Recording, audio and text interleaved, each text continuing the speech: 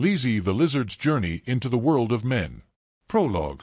In a corner forgotten by the world, hidden among reeds and branches bent towards the waters, lay the land of Nale, a place where nature still whispered its secrets in the language of the wind, and animals lived in peace, far from the hurried steps of men. Here, on the banks of the Aled River, under warm stones and between tall blades of grass, lived her life a lizard with lively eyes and a brave heart. Lizi was no ordinary lizard.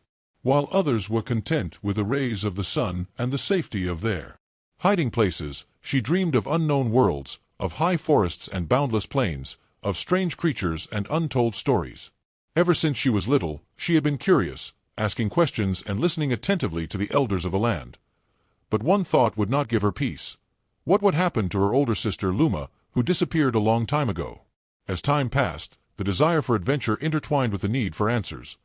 And on an ordinary day, with the smell of dew and soft breezes, Lizi decided to leave. Together with her best friend, Tano, a playful but loyal lizard, she set off on a journey that would change her life. No one would have thought that two small lizards would travel through forests, lakes and villages, meet talking animals and penetrate deep into the world of people, a place full of sounds, movement and mystery. But Lizi had something that many had forgotten, the courage to dream and an open heart towards the unknown. This is her story, a journey that begins with a question and ends with a revelation, an adventure about friendship, discovery and the mysterious connection between people and nature, a lesson about how the smallest beings can change the world. And maybe, if you listen with an open heart, you will hear it too, the whisper of a lizard who had the courage to believe that the world was bigger than it seemed. Chapter 1. On the banks of the Aled River. The morning sun sent its warm rays over the Nale land, where the forests were green and dense, and the rivers flowed clear and cheerful among the stones smoothed by time. The Aled River, known by all the creatures of the forest as the most playful and clean river, made its way through the bushes of wild mint and wildflowers, giving life to the entire land. On its sandy shore, on a clear summer morning, two little lizards were playing happily. Lizi and her best friend, Tano. Lizi was a nimble little lizard, with bright green scales and a white stripe that went down from her neck to her tail. She had big, curious eyes, always on the move, always ready to discover something new. Tano, on the other hand, was a little slower, but more attentive. He was darker in color, with a golden-brown tint, and he seemed to take his game seriously, as if every move mattered. They played shadow-catching, an invention of Tano, chasing each other on the shore, trying to step on each other's shadow projected on the sand.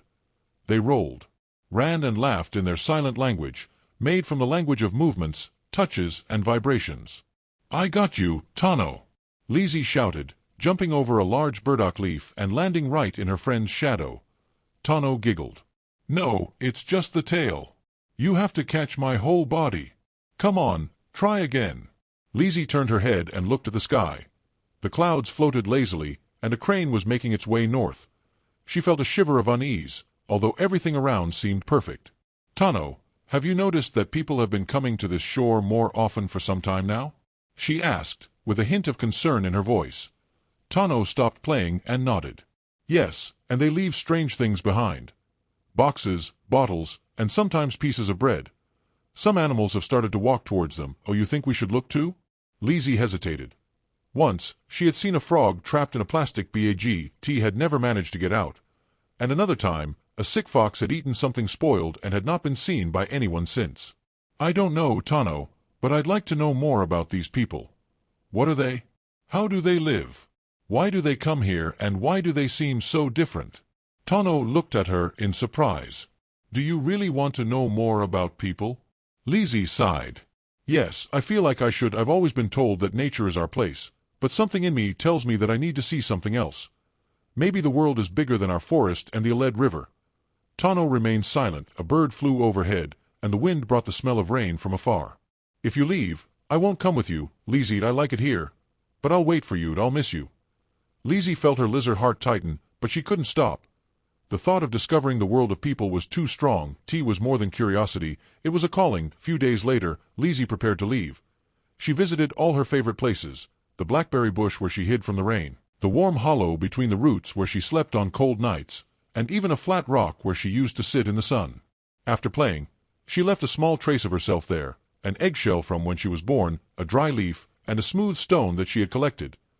Tano came to say goodbye, gave her a small bag woven from field grass.